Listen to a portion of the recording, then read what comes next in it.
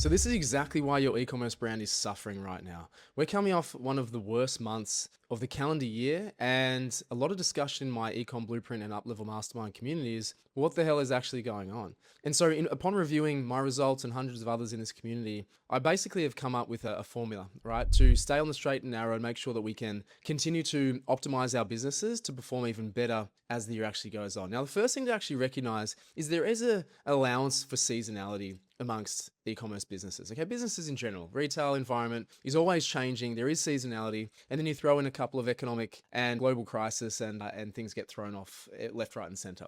So when it comes down to the fundamentals, though, what I like to think, and you can use this frame, this is the most valuable frame you can use, is that my lack of sales, my lack of results is, in a way, out of our control. So what that points to is our action. What I'd say is our right action. So if you don't have the right action, you're obviously not going to get the results you're after. You're going to have a lack of sales. Okay, so let me break this down for you so it's going to be really tangible about how I help e-commerce businesses, how I look at my own businesses, and how a lack of performance, let's call it output, we reverse engineer that to make sure that we're doing the right actions. Okay, so the first thing is to look at what we're doing on a daily basis. So we use something in our paid community called a tracking sheet, daily tracking sheet. Really simple, tracking every single metric of what we did on a single day and the output or the results of that very same day. So we do this the morning after, and we're able to see the number of sessions, the amount of sales, the amount of revenue, what our ROAS, what our cost per acquisitions, all those important metrics that we can look at on a daily basis are tracked, are recorded. And so by doing this, we're able to pick up on things in the moment. Okay, if something's kind of trending on that 3-day, 7-day, 14-day, 30-day window, we can see, oh, that was a big anomaly, like what's going on there, go and investigate.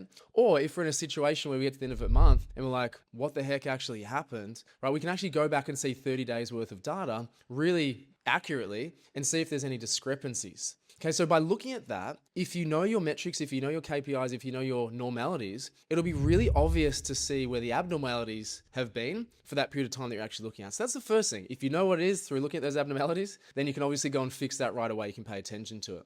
The second part to this, if you don't know, if you're just low on sales and maybe you haven't got to that point where you've been doing some consistent months. So, for example, if you're stuck below that sort of 5K month, you've never really been able to crack that, which is a big pool of people, especially people in our community as well.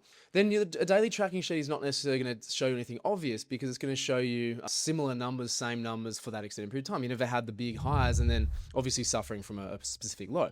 So the second part to that is actually to explore what I call the magic 3. And we can use the tracking sheet for this as well. So basically the magic 3 is a proprietary sort of formula that I basically came up with. And it says, look, anything to do with driving sales and revenue in an online business is to do with one of 3 things, but it could be a combination of all 3. So the first thing is actually traffic volume, traffic intent, and anything to do in terms of how we drive traffic to site. That's the biggest problem that people particularly have, is that they don't have enough traffic to site. The second thing is our website conversion or conversion rate. So once people are actually visiting your site, landing on your page, how are they actually converting from a rate perspective? What does that look like with a KPI?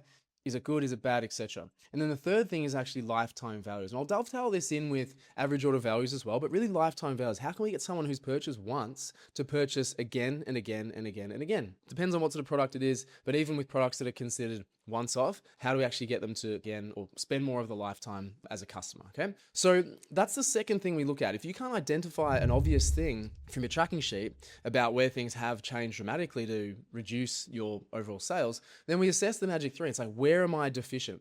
Chances are there's going to be deficiencies in all 3, but where is my bleeding neck problem? Where am I most efficient, the most urgent? If I just solve this, it will flow through to the other ones, increase our sales, increase our profitability. We're back in the black, so to speak. Okay. Typically, for most people, it's going to be traffic. Okay. So once you've identified, you know what it is, then you obviously need to go and fix it. For most people, in any sort of boat, whether you're doing well or doing badly, doing poorly, lacking sales, it's going to be typically traffic. So that's our third point. When we look at our traffic and our deficiencies in traffic, we then look at something called basically employed as our proprietary formula, something called the marketing triangle. Okay, so we're going to step 3 now. 1, tracking, 2, magic 3, 3 is the marketing triangle. Now there's 3 components to a triangle. So when we look at the traffic as a deficiency, again, we're looking for opportunities here. Where are we lacking?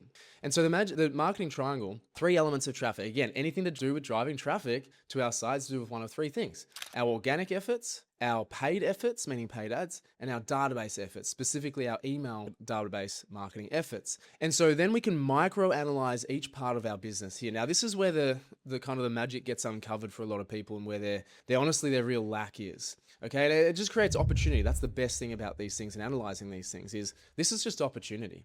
And so from an organic standpoint, I then start to ask myself questions. I ask my clients the questions: are we posting consistently? Are we doing daily stories? Are we mixing the inbound, meaning posting, and doing the majority of outbounding, meaning, directly DMing or commenting, or what I call Instagram hustle, or reaching out to collaborators, or creating opportunities? A big fallacy or lack of experience would tell people that they just expect people to find them and come to them, when it's very much the opposite.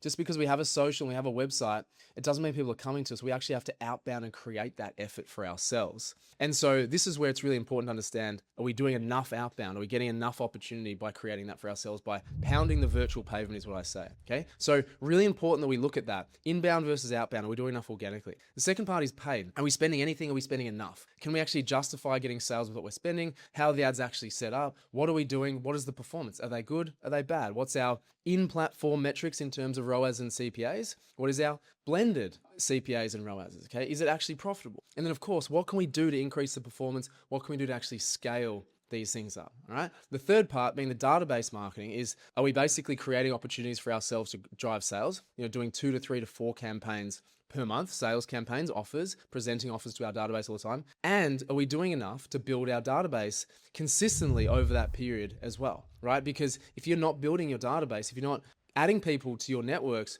hammering the same people or marketing the same people is going to fall on deaf ears. We're going to lose impact. We're not going to get impact from our email marketing. I hear that all the time.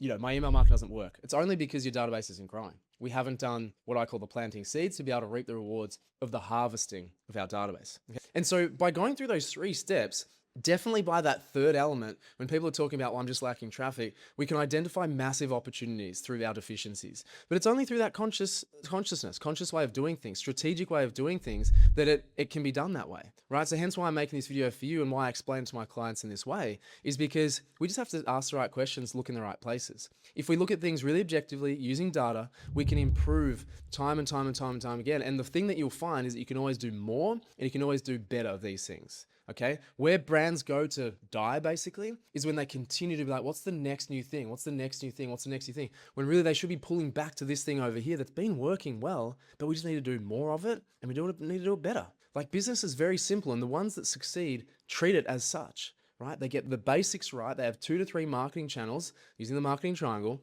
and they do more of what's working and do it better.